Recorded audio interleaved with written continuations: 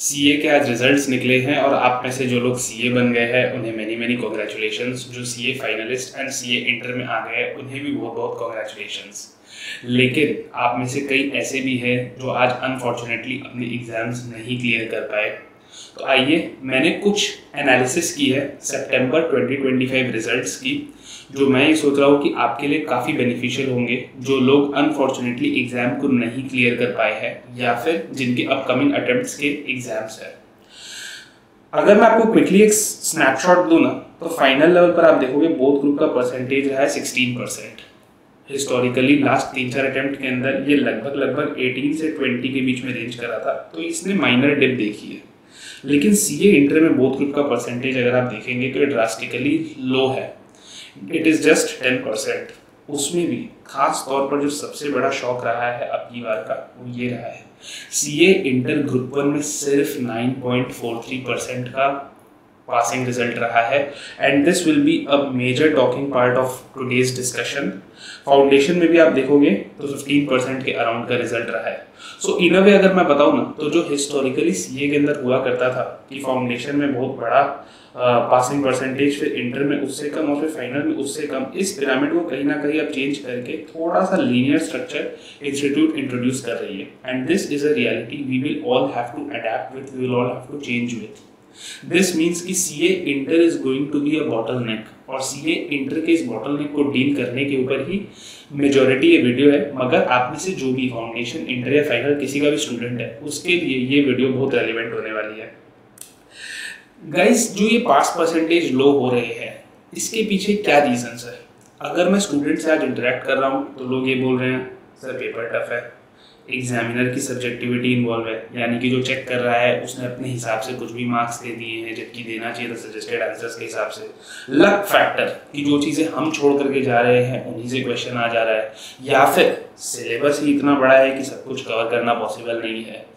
Fine, fair, ये सारे points सही हैं, बट अनफॉर्चुनेटली इन सारे पॉइंट्स की कोई वैल्यू नहीं है। और उसका रीज़न क्या है वो भी मैं आपको बता देता हूँ।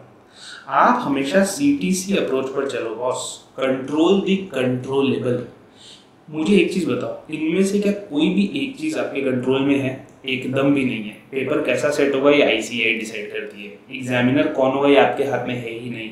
लक तो हमेशा से ही आपके फेवर में हो नहीं हो आपको पता ही नहीं है, और सिलेबस ह्यूज है ये तो आपको डे 1 पर पता था जब आप सीए में घुसे।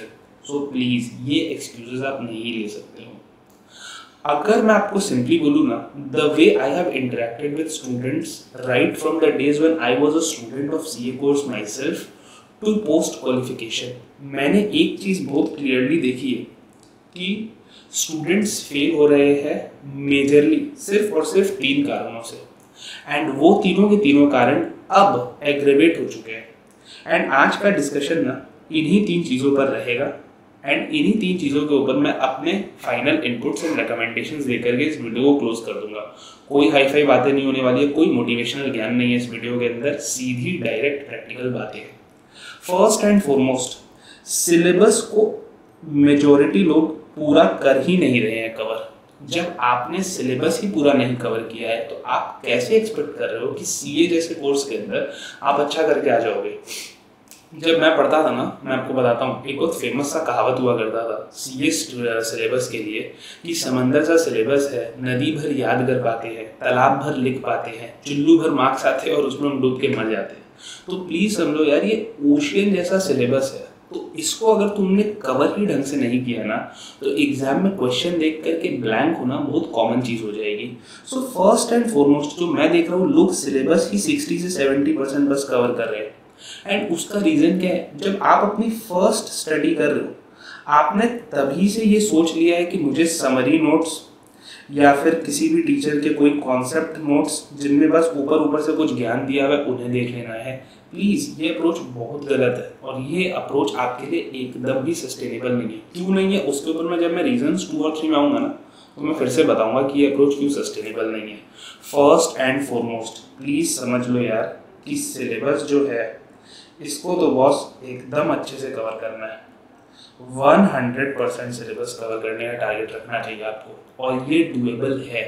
फाउंडेशन एंड इंटर लेवल पर तो वेरी मच डूएबल है। फाइनल के अंदर फिर भी कुछ फैक्टर्स आ जाते हैं कि आर्टिकलशिप थी, ये था, वो था, सिलेबस बहुत मेहनत है फाइनल का, मगर फाउंडेशन एंड इंटर लेवल पर तो प्लीज़ ये एक्सक्यूज़ मत लीजिए। फाइनल लेवल पर भी हो सके तो प्लीज़ 90% से तो नीचे जाइए ही मत। आप मैक्सिमम 10% अफोर्ड कर सकते हो छोड़ना, बट 90% आपको कवर करना, और ये डूएबल भी है। जब आपने फर्स्ट टाइम क्लासेस ली है, सेल्फ स्टडी की, तब किस बात का आपको कोई चीज़ों को छोड़ना है, बिकॉज आप समझ लो जो फर्स्ट रीडिंग में छूट गई वो एंड तक छूटी गई है। सेकेंड एंड मोस्ट इंपॉर्टेंट चीज़ है कि जब आपने फर्स्ट रिविजन में 100% कवर किया तो 100% कवर करने का तरीका पता है क्या है? खाली हमें ये नहीं देखना है कि क्या दिया हुआ उसको लेटर बाय लेटर पढ़ करके क्या पास्ट क्वेश्चन है उसको सॉल्व कर देना, जी नहीं। Conceptual clarity is missing to a majority extent, because जो लोग 100% पढ़ भी रहे हैं ना, वो लोग भी बस खाली एग्जाम क्लियरिंग। अगर इंस्टीट्यूट ट्विस्ट करके आपको क्वेश्चन दे देना, जिस बंदे ने सिर्फ और सिर्फ एग्जाम क्लियर करने के हिसाब से पढ़ा है ना, वो ट्विस्टेड क्वेश्चन का आंसर ही नहीं कर पाएगा।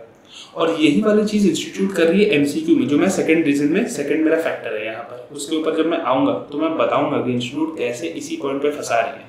तो प्लीज समझ लो, नंबर 1 इज सिलेबस कवरेज अच्छे से करना, और कवरेज भी ऐसा करना है कि डेप्थ में जाओ यार। खाली ब्रेड्थ ऑफ नॉलेज बढ़ाने से कुछ नहीं होगा, डेप्थ ऑफ नॉलेज भी बढ़ानी पड़ेगी। तो प्लीज इन दोनों बातों को ध्यान रखो। सेकेंड चीज है, इंटर लेवल पर तो मैं खास तौर पर बोलूंगा कि जो ग्रुप 1 के अंदर इस बार शॉकिंग 9.43% का रिजल्ट हुआ है ना।